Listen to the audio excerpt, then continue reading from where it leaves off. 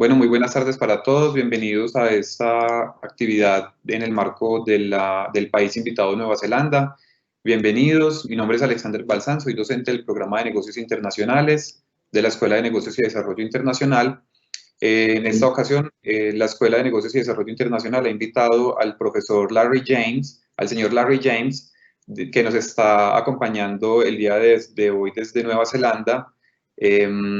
Y bueno, hoy tenemos específicamente desde la ciudad de Wellington y tenemos una actividad muy especial con todos los estudiantes que se están y con toda la comunidad académica del Politécnico Gran Colombiano que nos está acompañando el día de hoy. El señor Larry James es un experto, tiene una gran experiencia en temas de manejos de programas, de sistemas y de información tecnológica. Actualmente es el líder de los programas de estadística y de información y de tecnología del Centro de Estadística del Gobierno de Nueva Zelanda. Hoy nos estará hablando de todo ese proceso de transformación digital y de transformación tecnológica que se ha vivido en este país, que como todos sabemos, pues es un país altamente desarrollado y que cuenta con mucha experiencia en este proceso. Esta conferencia se va a realizar en inglés, como parte también de las estrategias que tiene el Programa de Negocios Internacionales, la Escuela de Negocios y Desarrollo Internacional y la Oficina de Relaciones Nacionales e Internacionales de la universidad, para promover el uso del inglés como segunda lengua dentro de la universidad. So, Mr. Larry James, welcome to the Politécnico Gran Colombiano. I'm greeting you from Medellin, but most of our students are located in Bogota, our capital. I know you've been here in our country before. As I was saying, I was introducing you. Mr. Larry James is the program leader for the Information and Technology Department on the statistics office in New Zealand. So thank you for joining us.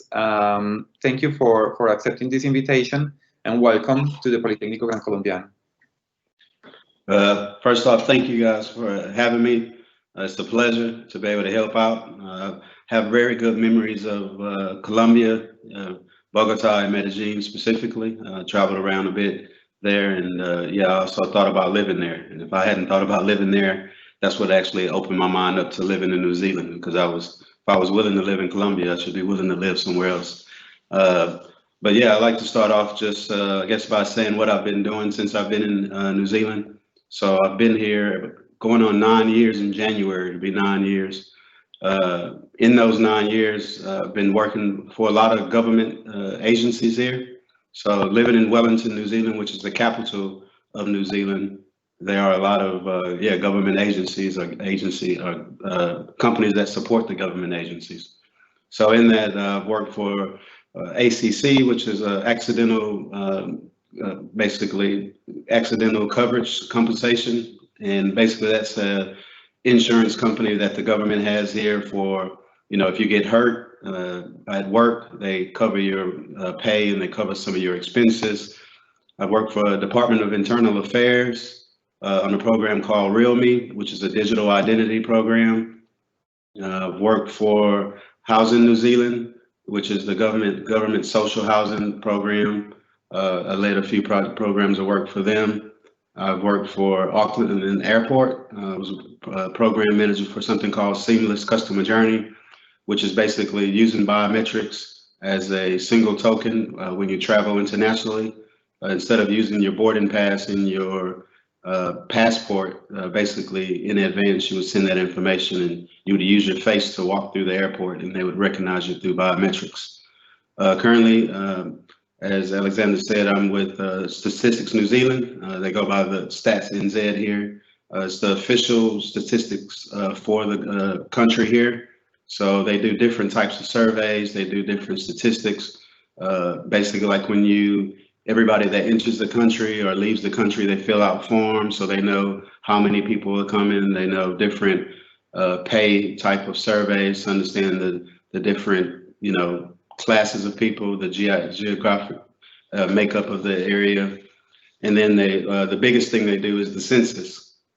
In the census, basically what they do, count all people in dwellings, which are places, to understand at that point of time, how many residents, how many citizens, how many visitors, how many people are homeless, how many people are at a motor park, how many people are in the hotel, in how many dwellings. So at that point in capture in time, they do that. So that's a 5-year program of work. So now we're in 2020, the census is in 2023. So we're being prepared for that. So what I do on a day-to-day basis now is basically we're in our design phase of that. So basically from a phases of work, you basically have what are your requirements. From those requirements, you have basically a high-level design. From the high-level design, normally either you would go directly into a detailed design, or potentially you would work out who's gonna do the work. Is it gonna be a vendor? So you would procure a vendor, and with that vendor, you would do a detailed design. Then you would implement, and then from implementation, basically you would test the product. Before you implement, based on that, you would build. So you build what you're doing or configure what you're doing if you're buying something that's already made off the shelf. And then from that testing, once you're happy with it, then you would go live with it. And then from that go live, you would hand over. So currently we're in the phase of high level design, going into detailed design. That's what we're working on. My role specifically, I'm responsible for all of the technology for the census. We do a lot of work basically at Stats NZ. We have development operations to where we can develop some of our own programs and tools. We also procure tools to where we have a procurement process to where people can make proposals for how that tool can help us, and we rate how that is and we select. And then from that selection, we go into, again, the design and how we implement it and test it and make sure it works. Another thing that I do is making sure, I'm responsible. So I can't say that I actually do a lot of development or programming. I don't also really do a lot of the timing. It's more of giving it, I wouldn't say advice, but making an impact. And the way I make an impact is by making sure we're all clear on what we need to do, why we need to do it, making sure from a strategy perspective, we have a strategy. And then also making sure I clear any roadblocks for the people that actually are doing a lot of the work. So roadblocks could be things that are just not happening quick enough for them, things that are keeping them from preventing their work, and answering questions, helping with decisions. A lot of time, a lot of people are willing to do work, but it's hard to come to a decision. So what I try to do is, help with decisions and really help the people that's doing the work. So some people will consider that a server leader. So I try to serve the people that help me, and if they're happy and they do the good work, ideally we should be all right, versus making people do them instead of them serving me. I don't think that does anything. So digital transformation in New Zealand, just so we're clear as far as what I guess the digital transformation is, and what my point of view of digital transformation. If I may, Mr. James, I would like to first, if you let me, I need to get some information to the students. Please, everybody, there is the enrollment list and link for your assistance on the chat. So please don't forget to enroll and fill out the list of all the attendance. Recuerden, por favor, se encuentra en el chat disponible el link de asistencia para que por favor las personas que se encuentran en ese momento conectadas pues participen y diligencien el link de asistencia que está disponible en el chat. Mr. James, I'm going to turn my camera on because the idea is that the students will see you. I'm sorry, I'm turning it off, but I would like to, after you tell us about the digital transformation of New Zealand, if you can give us like an overview of how is currently the country in terms of, for example, of internet coverage, or the companies that are settled in New Zealand that work from technologies issues, for example. Okay. Thank you. All right. So initially, just understanding that we're on the same page of what digital transformation is really digital transformation is really the taking on with your legacy applications or processes that are non-digital and replacing those either old applications and solutions or old manual processes with digital processes where they can either be automated or whether it's happening with newer systems. Ideally with that, when you're doing a digital transformation, you're not just looking at your digital applications, you're looking at your processes, you're looking at your people, and you're also looking at your places. And when I say places, it's about how you work together and the ways of working. So generally in the digital transformation, you want to look at all three of those together. You look at, hey, what are the processes that we're doing? Who are the people that are doing it and how they're working, and how can we streamline that and make it work efficiently, versus having heaps of or lots of people doing a lot of manual things. You want to have as many people as you need, or as the least amount that you need to do it efficiently. And ideally, if things can happen automatically or in the background without a lot of manual intervention, that's ideally what digital transformation is. So in regards to New Zealand, how things are working as far as digital, as far as coverage, for the most part, I would consider a good 70% of the country has, internet access, phone access is, as far as cell coverage as well. Most places have that. They're working out to, with one of the internet providers has been putting in Wi-Fi and internet in a lot of the places that don't have the social economics to afford it. Going into the indigenous places here, the Maori people, and at their maraes or their places of gatherings, making sure that they have internet connectivity. From a business perspective, even prior to COVID, a lot of companies, especially in the government, was working on something what they call a desktop as a service, to where, on any machine, you really can log in. And when you log into a machine, there's a way to have a computer that's on a virtual machine, basically, and not really being having everything tied to the laptop or the desktop that you have. Some people would consider something like that a thin client versus a thick client, which is a normal computer that we all have, where everything's kind of stored on the computer.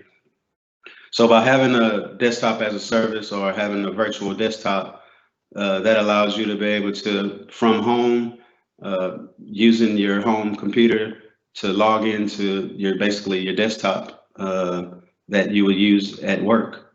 So a lot of places did that to give you the flexibility of working remotely. This was prior to COVID. It just so happened that the government entity that I work for now, Stats New Zealand, there was an earthquake in 2013, I apologize. From that earthquake, the building, which was a new building that they had at the time, what was deemed unsafe. So they were displaced from that building and knocked that building down, and currently moved to, initially there was a lot of work from home and working from cafes. And then from there, they went into another building, and then we're moving into a permanent building a year after next. So from a digital transformation and from a COVID response, there hasn't really been a huge difference as far as being able to work remotely. The biggest thing has been that everybody's been working remotely. There were times where some people would go into the office for a few days, and then some would work from home a few days. But when there was a time at COVID where we were in lockdown, everyone worked from home. So where, those were different aspects, but what that did is kind of level the playing field where, you would have you wouldn't have certain types of activities that would happen at work where, you could have a meeting, then you could talk a little bit after the meeting. You can see somebody, walk up to them at their desk and be able to have some conversations with them impromptu. But then that changes from, a COVID and the lockdown perspective to where you would have your meetings using Teams. We use Teams here. A lot of government organizations here in New Zealand use Teams versus Zoom. And then in that, you can have your chats, you can have your meetings, you can share your documents. And so it hasn't really been, I'll say, a huge problem. Actually here in New Zealand, what we consider level one. Level one is everyone is at work, everyone's at school. basically, because there were a group of people, when I say a group of people, there were 3 or 4 in the country that had it at one time in one area. What they've done is basically they would go up to level 2, where if you have to go to work, but if you don't have to, kind of stay home, don't force your kids to go to school. And then from there, if you're in public transportation, wear a mask.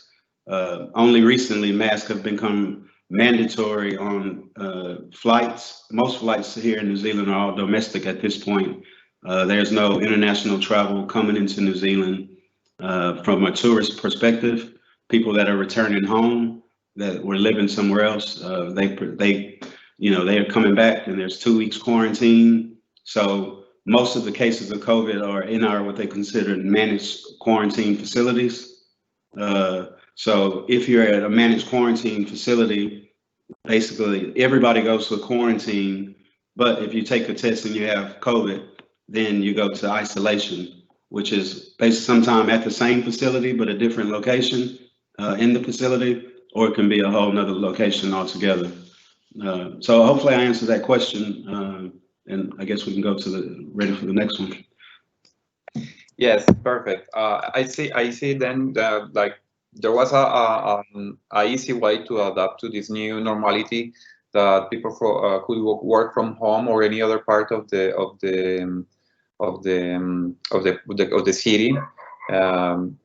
But how can you describe, for example, for other countries that you may have visited before, or for example, to us in Colombia, which we are not the most developed country when we are talking about technology, but we are not so bad as many other countries. So what kind of recommendations would you give, for example, as you're an expert on digital transformations, like a fast recommendation for a country to be adapted to this new normality, whether that now we are facing a new part of this crisis that we may soon, fortunately, to overpass this situation. But what should we do to remain in this new phase of working from home, for example, or from any other part? Like, what kind of recommendations would you give to a country like that, like us?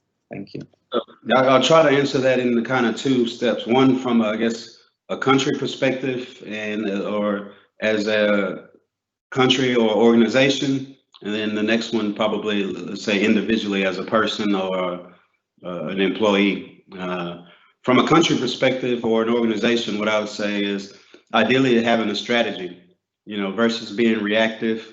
Whether it's going out and get applications, whether it's how you work, being reactive, I think sometimes sets you back more than it helps you. It might help you on a tactical level right then and there, but strategic is more foresight and understanding that certain tactical measures should lead up to a strategic outcome.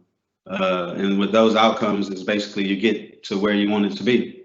And so ideally, again, starting with a strategy, and with that strategy, I mean understanding about, again, how your processes are, what processes you have manually, or what are you doing, what can be done digitally, and how can you improve the processes to get the job at hand done, whether that's, medical. So some things in medical that has transformed is that if you don't have to go face to face to a doctor, you can do a video consultation. From that video consultation, they can prescribe you something. They can recommend you go to emergency care, or they can say, yep, from an initial consultation, you can go do your blood test, and then then the next appointment you come in. So that's from a healthcare. From schools, obviously, I think a lot of places around the world, schools have adapted to online classes and online facilitation. Again, and work environments have adapted to online, whether it's Teams or Zoom. But the reason why I say the strategy is important is because, how does that work out as far as the bandwidth? If some people work from home every now and then, and some people work from the office, the IT infrastructure may work perfectly. But then all of a sudden, when everybody's working from home and everybody's using that tool, then that could have an impact on performance. And then if it start impacting performance, then the meetings won't be as efficient. So if our internet connection was bad and you could hear every other word, you might not lose interest. Or if if it just didn't work for fit as purpose. So that's why I say having a strategy. And part of having a strategy isn't saying, hey, we need a tool, and then you get the tool, but part of the strategy is why you need the tool. How is that going to affect everybody? How do we get everybody to the point we want to be? So what's our current state and what's our end state? So ideally understanding what the end state is, and that's part of the strategy, is where are we trying to go? And then from that, having a roadmap and saying, okay, this is where we are. Here's a transition state of how we can go from our current environment to the end state environment. And here's the transition. We'll do this to do that, and that'll get us here. That's from an organizational standpoint. And I guess from a personal employee standpoint, is really about just the same kind of at work initially, is really about having good habits. So if you have bad work habits at work, whether, you're taking 20 smoke breaks and you take a coffee break and then you go talk to your friends and you do a little bit of work, and then you go do your smoke break and your coffee break and you talk to your friends and then you do a little bit of work, that's not as efficient probably as, doing what you have to do and then coming up for a break and clearing your mind and then going back and finishing what you do and making sure you have an efficient day. So the same at home is, if you're watching TV instead of doing what you need to do, you probably won't be productive. If you're going and run errands and, being out in the garden or being out in the garage, you might not be as productive. It's about making use of the time. Part of, I would say personally, is understanding your day. Sometime when you're at work and you have to work with people together, that's why they set kind of working hours. Everybody comes in together at 8 a.m. Maybe everybody leaves at 5 and we work together. But when you're in the digital age, maybe you don't have to all work together. And maybe it's about saying, hey, for these 4 hours, I'm going to really be efficient. I can stop. I can go be with my family. I can go do what I need to do. And then I can do another 2 hours later and maybe another 2 hours after that, and really getting all the stuff together. So, yeah, that's kind of, I would say, is about good habits. It's about, being efficient in what you do personally. And it's still also about connecting, some things that we've done from personal with work is not only having work meetings, let's say a meeting or something like this where it's kind of formal, but also having a happy hour where on a Friday at a certain amount of time, everybody, you guys are in university, but I don't know the age, but we might have a drink, or we might get together. And there was a time where music's been played and where it was just to use that time for coming together as well, and not just for meetings. And so making sure not to forget the personal relationships when it comes to doing business. I'm gonna pose a question, Mr. James. I don't know if this is correct to make this kind of question. If it's not, please let me know. But I would like you to let us know about, for example, the influence of China on the development of new technology. As we know, there are some difficulties to expand on the 5G technology in some parts of Europe and the United States specifically, for this conflict that there are between these two giants, China and the United States. So how do you see it as a IT expert, as an expert on technology, of the influence of China in the development of the technology today? So I'll say about 5G and then I'll talk about technology. So 5G really is just another bandwidth as far as the frequency of the scale of what we're using for technology now. So you got 3G. So I mean, if you go back to where the scale, you have the 3G, which uses certain bands, and you got 4G and now 5G. The difference, let's say, between a 3G and a 5G is 3G can get a little bit of information a long way, and it can go through walls, where 5G will get you a whole lot of information, but it won't go as far. And yeah, I don't know as far as the penetration rate, but yeah, the way I would look at it is, 3G might be a really, really long straw, where 5G is a really wide open gaping pipe. So the technology itself is one thing, but then when you start talking about China and 3G and 5G, then it's around the companies that build the technology. So the issue that here in New Zealand that we've had, and I've worked with companies that we have to make decisions when we work with, I guess, Chinese entities, is around privacy and really around confidentiality and around ethics. So part of that around when we say privacy, confidentiality, and ethics is about understanding that organizations that are based from China, they have to follow the Chinese rules.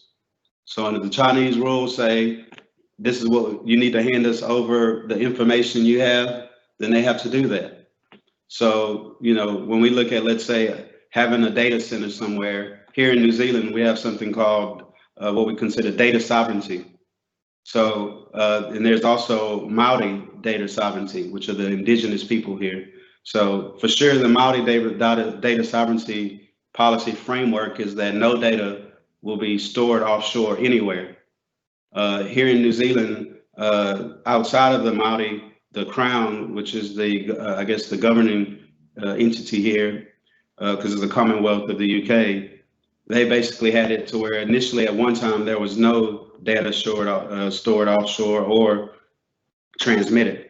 But now they allow certain countries, even the US is a country where they frown upon, depending on the data type, to be stored in the US. It's just they allow, Australia, certain other countries, but it's really around the laws. Because again, in the US with the Patriot Act and some of the Homeland Security laws that they have there, it's not about what the company itself do, it's about the laws that they have to follow. So now if we go, so that was one thing about 5G, and there's a 5G, the technology. The main concern that we would have, or I would have as a technology being responsible for it, and living here in New Zealand and basically waiting on my citizenship, is that if it's a company that's and part of it is understanding, if they write a program or if they do something, it's about trust. Do you trust that they're not using a back door to see the information that you have? So it's about having security, penetration testing, or other testing. There's ways to prove that, but that is really about trust when it comes to China. Can you have a trust factor or a trust framework? And the hardest part about that is understanding that with those companies, you may have a trust framework between the two of you, but those companies are bound by law to do what they're told to do. So it's about then from a government foreign affairs type of approach. So I guess the main thing what I'm trying to say is 5G something that I worry about in itself? When you hear about certain conspiracy theories, I'm not really per se, I would say I'd be afraid of 5G or worried about 5G. What I would be worried about is the companies that are implementing those. Do I trust them? I don't know. That's the things that you would have to work out.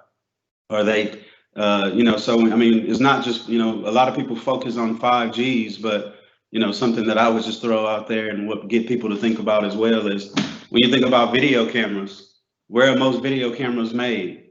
A majority of them are made in China. So, some people may even believe, if you believe in these, you would have to not just think about 5G. You would have to think about, hey, the camera that's on my house that has a program, who has access to the program or who has access to that data. So there's a lot of things that what you think about, let's say with China, if you really think about it in I wouldn't say conspiracy theory, but around privacy.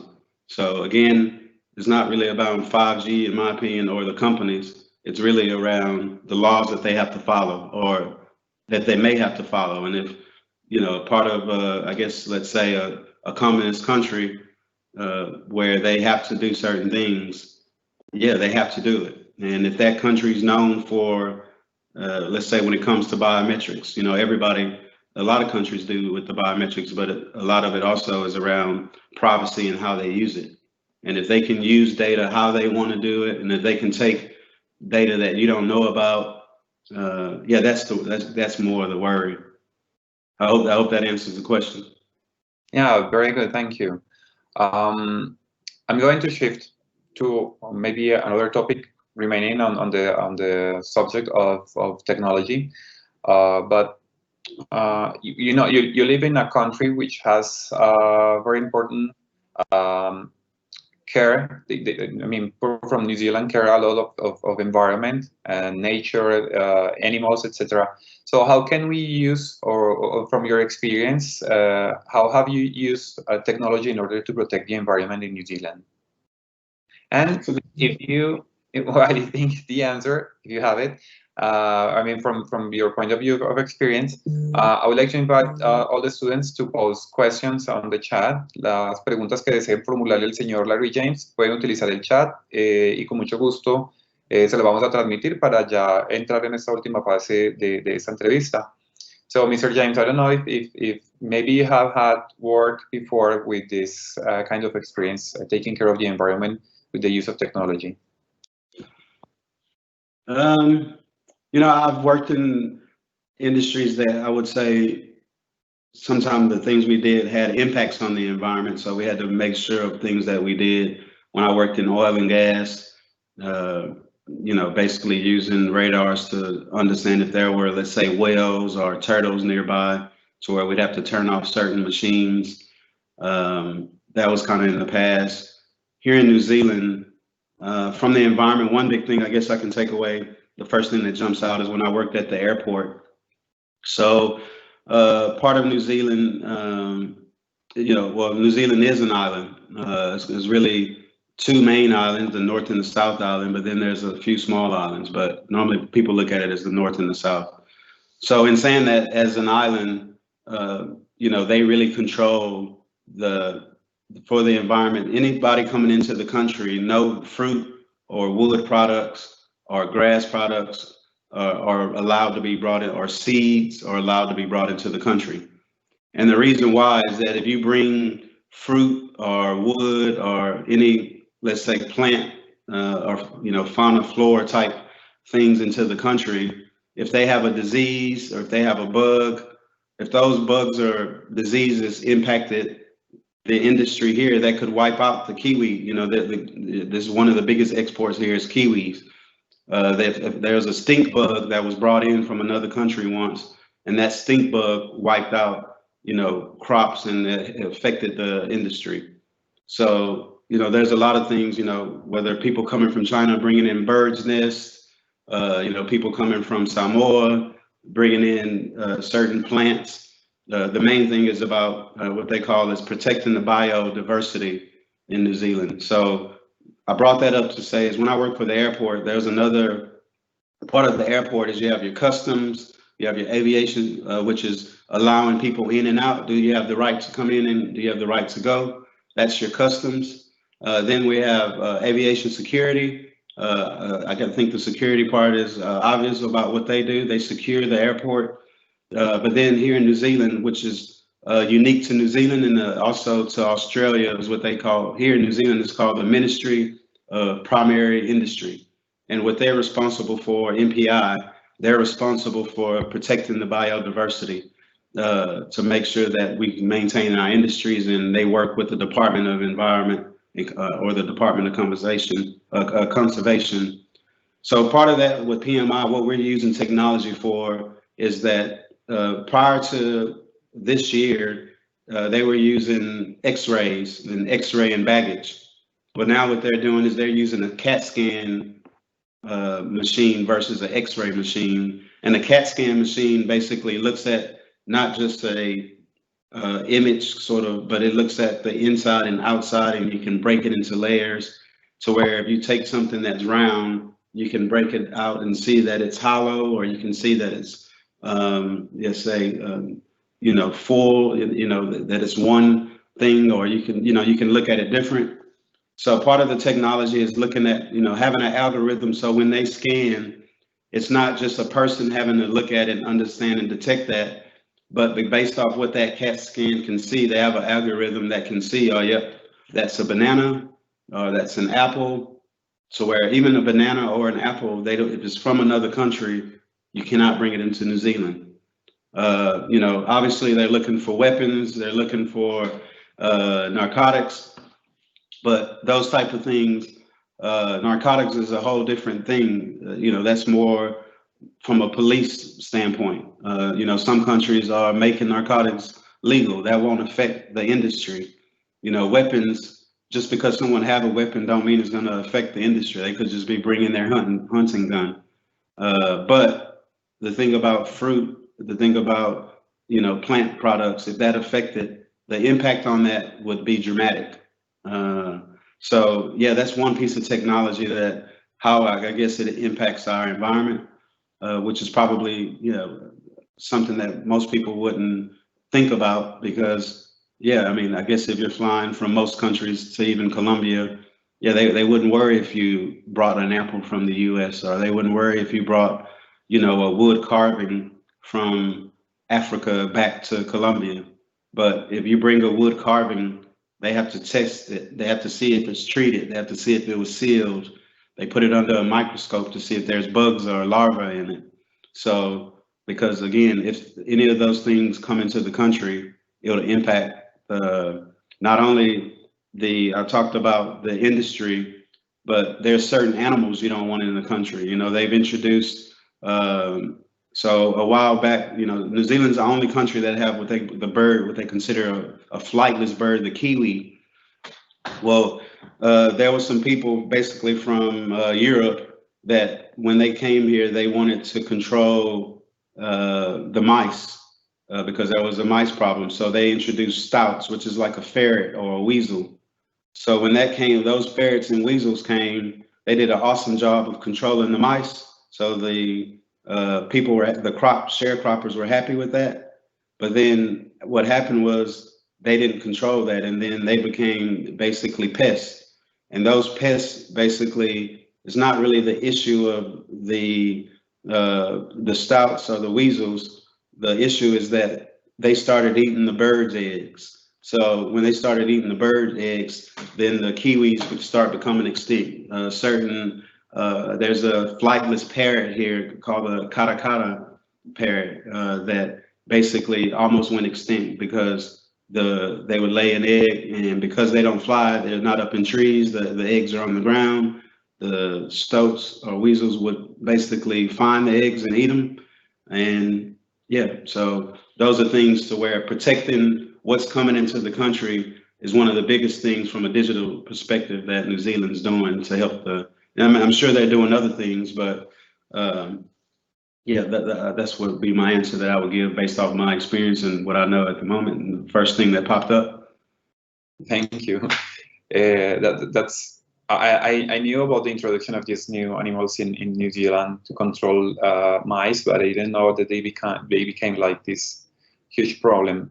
Yeah, indeed, we have to be very careful to take care of the environment, and maybe there are people working on some technology to be developed in order to control that this will never happen again in the future. I have a last question for you. Okay, we have some questions here.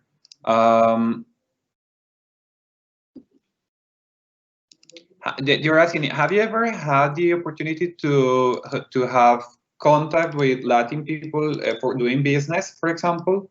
And what has been your biggest challenge when you're facing, for example, this kind of contact with foreign people in Latin America? So, I mean, yeah, I've had a lot of work with Latin people, but in saying that, I can't say that I've had a lot of work with Latin people in Latin America or South America, Central America, in their environment. I've had it with where they were out of their environment. Whether when I was in the U.S., so I'm born and raised in Houston, Texas. That's where yeah, a lot of my work was really in the U.S. So in saying that, Houston is almost a majority of Hispanic people. But here in New Zealand, yeah, I work with people. Just last night, played tennis with a guy from Argentina who's a developer here. There's people, yeah, I think on my team that are from South America. So as far as, yeah, I haven't had the exposure of, let's say, me working with people that were in, let's say, South America and me somewhere else and us trying to figure out. I mean, I did when I was in oil and gas, but even that work, a lot of it at the time, was in Suriname, in French Guyana. There was some in Brazil. That was when I was doing oil and gas work.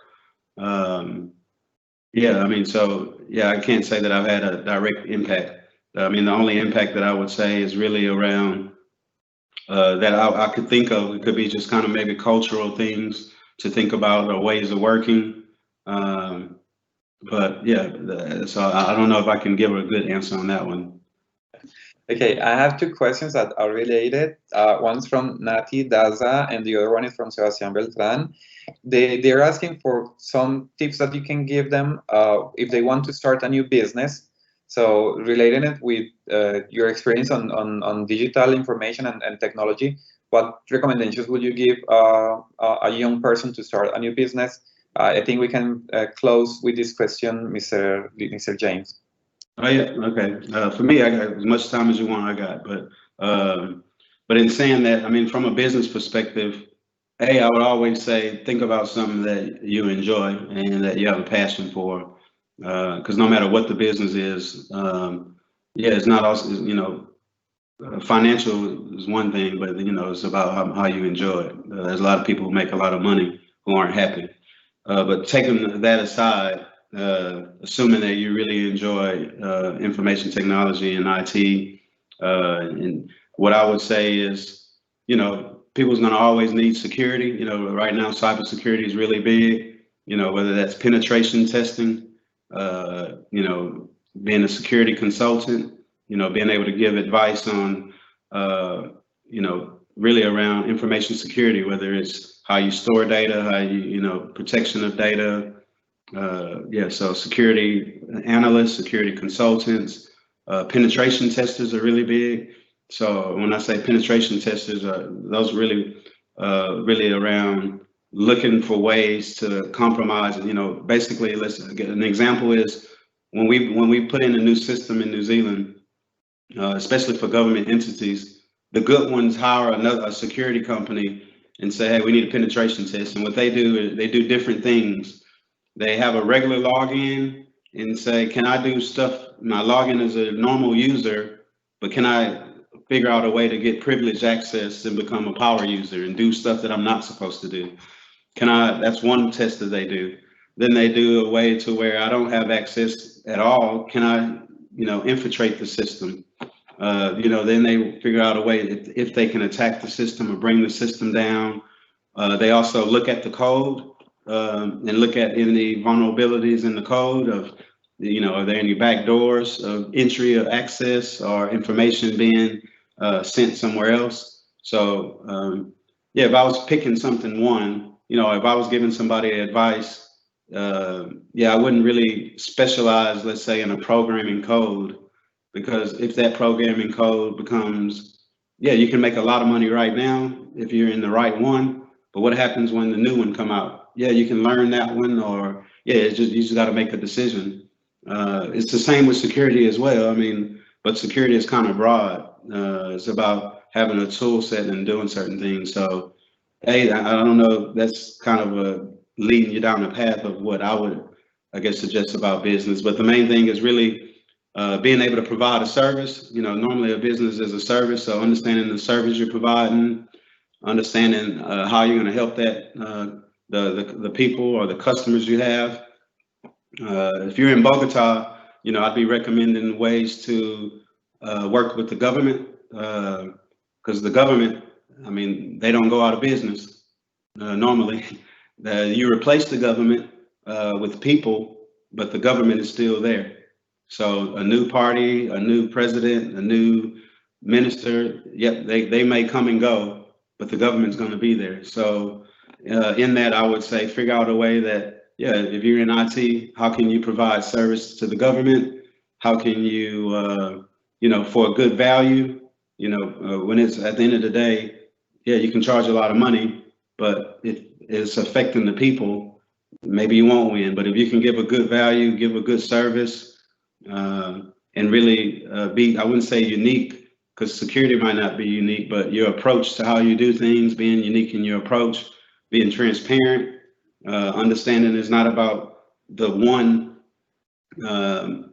victory of getting a yes. It's about maintaining those yeses over time, and then understanding keeping your word. And what people always tell people is about the way you get more work is being really good at what you do. So don't worry about going in and getting everything. If you specialize in something and know you can do more, if they're only asking you to do one thing, do what they ask you to do really well. And then if you can do what they ask you to do really well, maybe they might ask you to do more, or you can tell them, hey, I can do more, and then they'll give you more work. But you really want to do what they ask you to do really well versus getting it, doing the half job, and still trying to figure out how to get more work. But if you do what you do really well, they'll give you other opportunities. They'll also tell other people. And then the main thing, you can use them as references. So being able to have a reference is really important in business, because starting a business is one thing, but as when people, let's say a company, as a government a civil servant, and when someone says, hey, we got this new tool and I'm the government, so I got to look at it as, is this a new tool? Like, yeah, I don't want to start a business. You've never done this before. If something goes wrong and it's in the newspaper, I mean, it's going to be obvious. Why didn't you go with a company that was proven? Why did you pick this new company? I got to give an answer for that. So in saying that, what I would say is, yeah, you got to get some references. So even if you want to work with the government, yes, you still got to go get other references that maybe not other businesses. And then when you have a good reference base, because the first thing that I ask the company is that if they say, yep, this is what we can do, well, I say, well, who's going to be your references? Who will I be able to call? Who can I go and visit and say, show me what they did, or show me that tool in your case? So yeah, that's I guess my answer off the top of my head. I hope that answers. Of course, thank you, Mr. Larry James. I think we can be closing this now. I don't know if you have a last comment that you would like to address to the students. I'm just looking at one. There's one question here that's in English that I can answer. There might be another one. It's asking about business coaching. Could that help in the era of digital? Yeah, I think business coaching helps. I mean, you can do bits. So there's part of business coaching is having a mentor or having somebody that you can ask questions about and get advice from. It might not even be that you have to use that advice today. It might be something that 2 weeks from now you can say, oh yeah, I remember that. I know what I should probably do. It might be a year later you use it, for certain types of advice. And obviously, if you have a certain question, they could help you. But business coaching, you can get that with an individual that you know. Part of business coaching is really using your own eyes and thinking about people that you worked for in the past. That what did they do really well? What did I appreciate about them? What made them a good leader? What made them a good boss? A lot of times in my experience from working with people who, let's say, might not be good at business or good bosses, is maybe they never had a good boss, and maybe they had a bad boss who treated people really bad, and then eventually, whatever way, they became the boss, and the only thing they knew was what their old boss did, and they kind of did and repeated some of the bad behaviors. So from my own personal experience, the reason why I think what I've done is, yeah, I've had been blessed to have some people that could help me from a business way. I haven't paid for any coaching personally. I've been happen to meet people who are in certain places, or friends who have certain things, and we talk about and get advice. But also the big thing from that is, one more thing on that is looking at my bosses, looking at the good things, looking at the bad things, looking at the bad bosses and saying, okay, this is what I won't be. Looking at the good bosses and saying, how can I be more like that?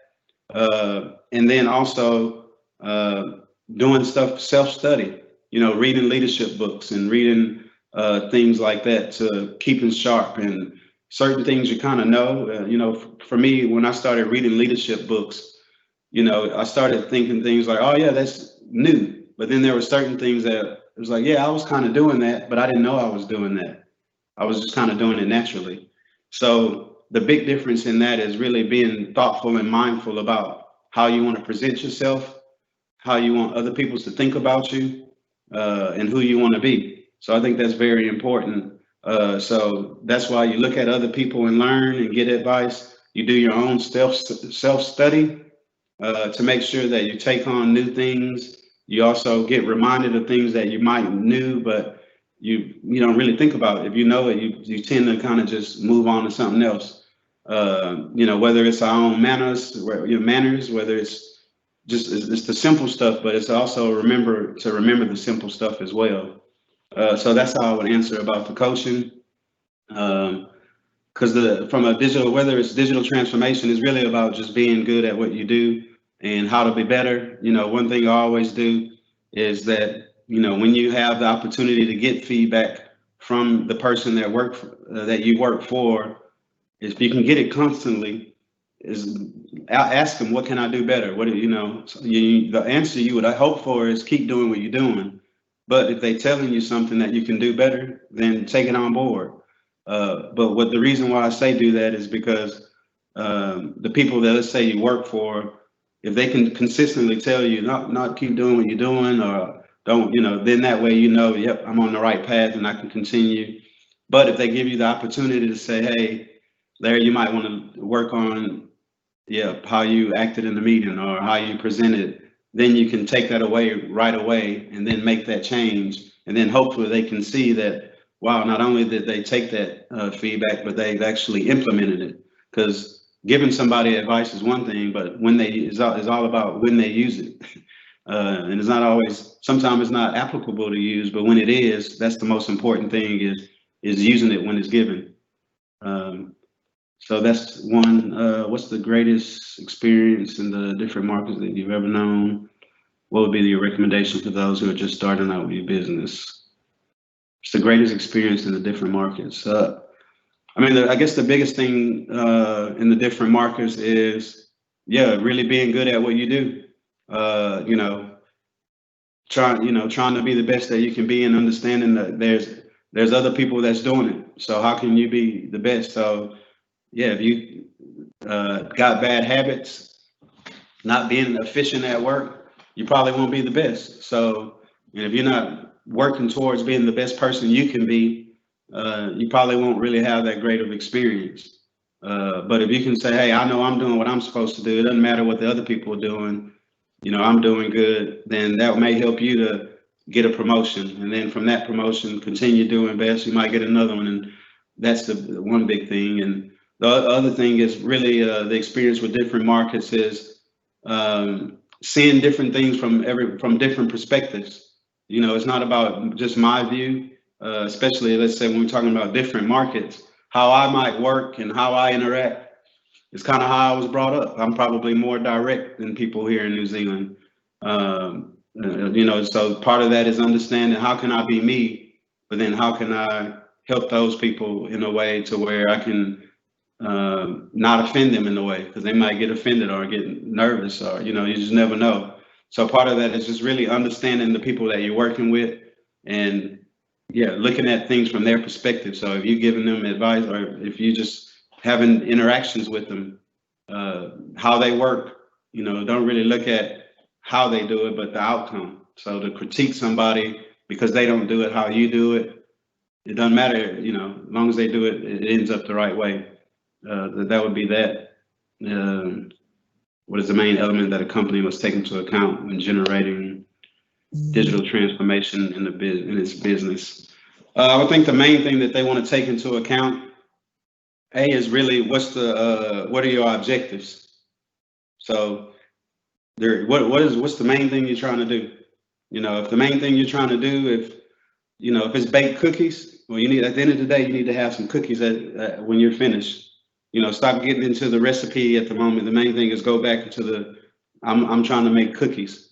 And then when you look at, well, how am I going to do that? Well, I need an oven, I need recipe. And then, all right, well, what's the recipe? That's when a lot of times the recipe started becoming the hard part.